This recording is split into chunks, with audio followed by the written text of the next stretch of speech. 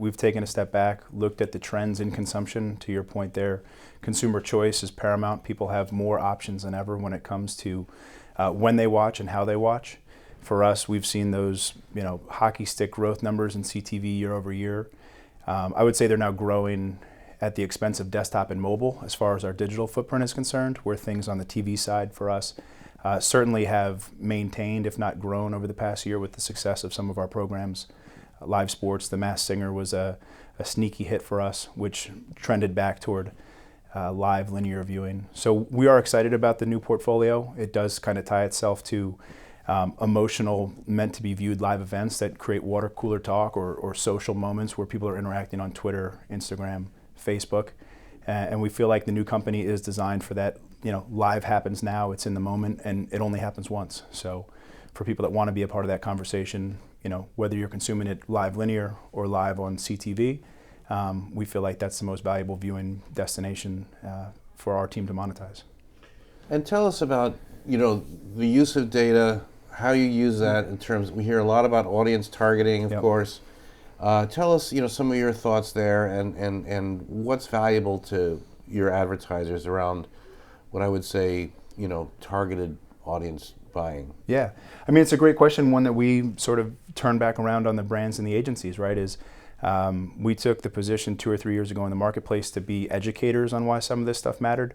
I don't think we have to go out and pitch why this stuff's important. We're now being approached from brands directly saying, this matters to us and here's what we need to activate against. So now it's becoming more of the facilitator, the enabler, figuring out what is that target, how do we activate it against it, understanding there's different things you can do in different digital endpoints versus linear endpoints, but what is the right mix of methodology and optimization that we can deliver at any time. So it's finding that audience, figuring out the right places to deliver it, and collaborating with the brand and the agency on making that come to life. We hear a lot about OTT and the opportunity there.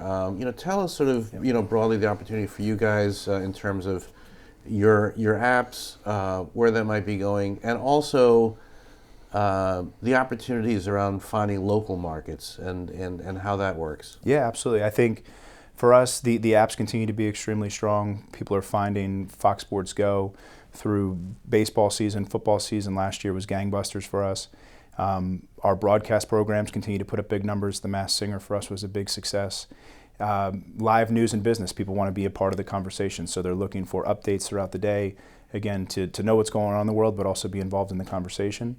So people are finding Fox content, both on our own apps, but also across our distribution partners. So we're very strategic in, partnering with the right people to get our content out and available. Monetizing it on our own terms, if you think about the distribution relationships historically, it's been this 87% owned and operated program or inventory with 13% for the MVPD or the distribution endpoint.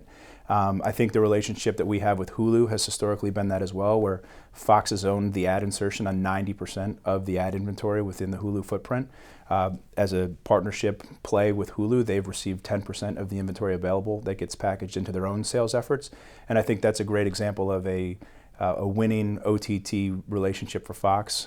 As a previous owner, we no longer are an owner, but Hulu still represents a great digital footprint for us with their growing number of subscribers. And tell us how the local market fits in and the local stations and companies like Premion. Yeah, certainly the Fox local stations are a big partner of ours. Understanding the buying power of the local markets, right, coming up for us in a political election year. Certainly the swing states, Fox News and Business do very well locally throughout the year, but also in an election year. And the folks like Tegna Premion, they are growing competitors. There's a number of different local market makers that are growing into what is really a national footprint at this point. Sinclair Broadcasting buying the regional sports net shows how serious they're taking regional businesses and building a national footprint on it. So Tegna Premion, any of those guys are a must watch, a must coordinate with, partner with where appropriate, but certainly paying attention to everything that's going on locally in that growing business. Great, Dan, and we'll be seeing you in Cannes pretty soon. It'll be fun, be interesting. What do you hope the conversation is, and how do you hope that the new Fox is Yeah. perceived, both at your upfront coming up and also at Cannes? Yeah, I mean, I certainly think the upfront for us on Monday is going to be very exciting. Marianne, just a refreshing force within the company. Excited to see her take the stage and represent the new Fox Corporation portfolio. Like we said, it's a live, meant to be viewed in real time opportunity across everything that we're doing.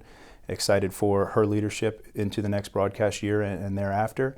And I think you're going to continue to see the same from us in Cannes, is a nimble willingness to partner with brands and agencies in ways that we had not before.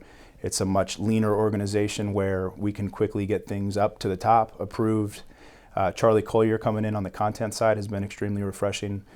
Just a new face, new thought process, different ways to conduct business and partner with brands and agencies.